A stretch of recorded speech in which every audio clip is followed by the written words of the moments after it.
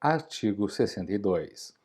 A formação de docentes para atuar na educação básica far-se-á em nível superior, em curso de licenciatura plena, admitida como formação mínima para o exercício do magistério na educação infantil e nos 5 primeiros anos do ensino fundamental, oferecida em nível médio na modalidade normal. Parágrafo 1º. A União, o Distrito Federal, os Estados e os municípios, em regime de colaboração, deverão promover a formação inicial, a continuada e a capacitação dos profissionais de magistério. Parágrafo 2º. A formação continuada e a capacitação dos profissionais de magistério poderão utilizar recursos e tecnologias de educação à distância. Parágrafo 3º.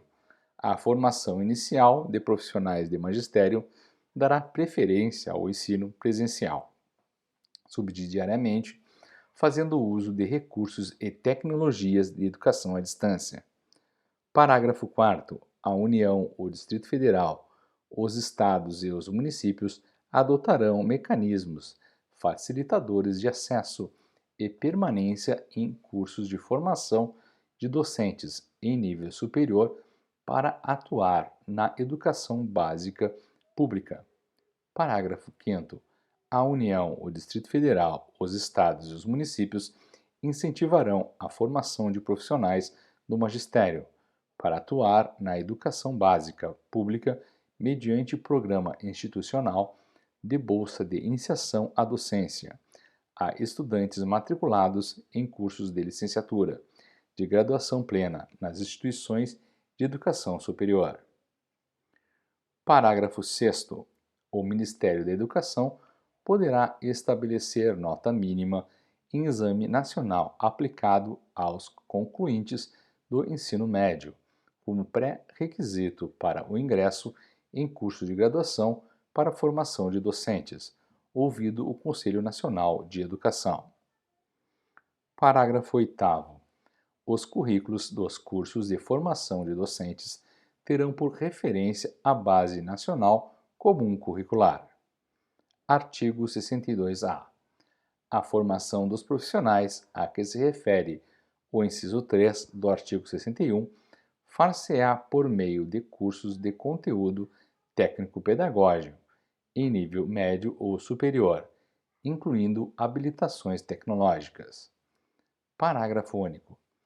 Garantir-se-á formação continuada para os profissionais a que se refere o caput, no local de trabalho ou em instituições de educação básica e superior, incluindo cursos de educação profissional, cursos superiores de graduação plena ou tecnológicos e de pós-graduação. Artigo 62b. O acesso de professores das redes públicas de educação básica a cursos superiores de pedagogia e licenciatura será efetivado por meio de processo seletivo diferenciado. Parágrafo 1º. Terão direito de pleitear o acesso previsto no caput deste artigo os professores das redes públicas municipais, estaduais e federal que ingressaram por concurso público, tenham pelo menos 3 anos de exercício da profissão e não sejam portadores de diploma de graduação. Parágrafo 2º.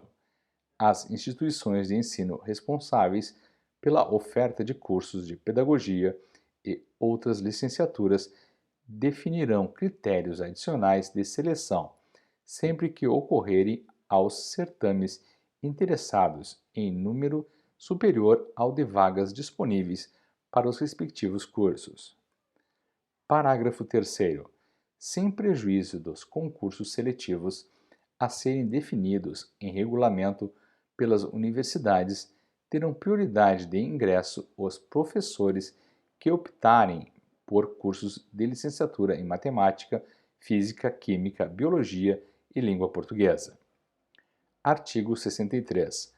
Os institutos superiores de educação manterão, inciso 1, cursos formadores de profissionais para a educação básica, inclusive o curso normal superior, destinado à formação de docentes, para a educação infantil e para as primeiras séries do ensino fundamental. Inciso 2. Programas de formação pedagógica para portadores de diplomas de educação superior que queiram se dedicar à educação básica. Inciso 3. Programas de educação continuada para os profissionais de educação dos diversos níveis. Artigo 64. A formação de profissionais de educação para administração, planejamento, inspeção, supervisão e orientação educacional para a educação básica será feita em cursos de graduação em pedagogia ou em nível de pós-graduação, a critério da instituição de ensino, garantida nesta formação a base comum nacional. Artigo 65. A formação docente, exceto para a educação superior, incluirá prática de ensino de, no mínimo, 300 horas. Artigo 66. A preparação para o exercício do magistério superior far-se-á em nível de pós-graduação, prioritariamente em programas de mestrado e doutorado. Parágrafo único. O notório saber, reconhecido por universidade com curso de doutorado em área afim, poderá suprir a exigência de título acadêmico. Artigo 67. Os sistemas de ensino promoverão a valorização dos profissionais de educação, assegurando-lhes, inclusive nos termos dos estatutos e dos planos de carreira do magistério público. Inciso 1. Ingresso exclusivamente por concurso público de provas e títulos. Inciso 2. Aperfeiçoamento profissional continuado, inclusive com licenciamento periódico remunerado para esse fim. Inciso 3. Piso salarial profissional. Inciso 4. Progressão funcional baseada na titulação ou habilitação e na avaliação do desempenho. Inciso 5. Período reservado a estudos, planejamento e avaliação, incluído na carga de trabalho. Inciso 6. Condições adequadas de trabalho. Parágrafo 1º. A experiência docente é pré-requisito para o exercício profissional de quaisquer outras funções de magistério, nos termos das normas de cada sistema de ensino. Parágrafo 2º.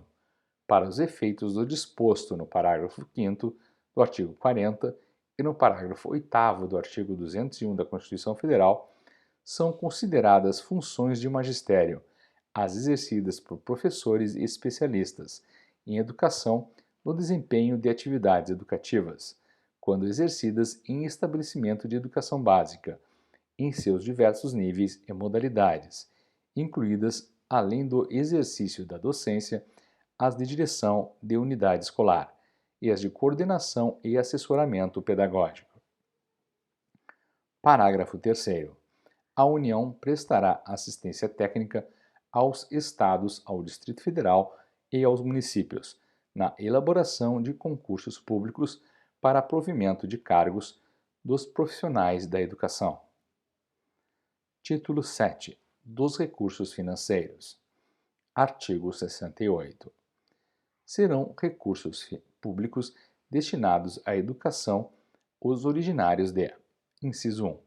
Receita de impostos próprios da União, dos Estados, do Distrito Federal e dos municípios. Inciso 2. Receita de transferências constitucionais e outras transferências. Inciso 3. Receita do salário educação e de outras contribuições sociais. Inciso 4. Receita de incentivos fiscais. Inciso 5. Outros recursos previstos em lei. Artigo 69. A União aplicará anualmente nunca menos de 18 e os Estados, o Distrito Federal e os municípios 25%, ou o que consta nas respectivas constituições ou leis orgânicas, da receita resultante de impostos, compreendidas as transferências constitucionais, na manutenção e desenvolvimento do ensino público. Parágrafo 1º. A parcela de arrecadação de impostos transferida pela União aos Estados, ao Distrito Federal e aos municípios, ou pelos Estados aos respectivos municípios, não será considerada para efeito do cálculo previsto neste artigo, receita do governo que a transferir. Parágrafo 2º. Serão consideradas excluídas das receitas de impostos mencionadas neste artigo as operações de crédito por antecipação de receita orçamentária de impostos. Parágrafo 3º. Para a fixação inicial dos valores correspondentes aos mínimos estatuídos neste artigo, será considerada a receita estimada na Lei do Orçamento Anual, ajustada, quando for o caso, por lei que autorizar a abertura de créditos adicionais, com base no eventual excesso de arrecadação. Parágrafo 4º.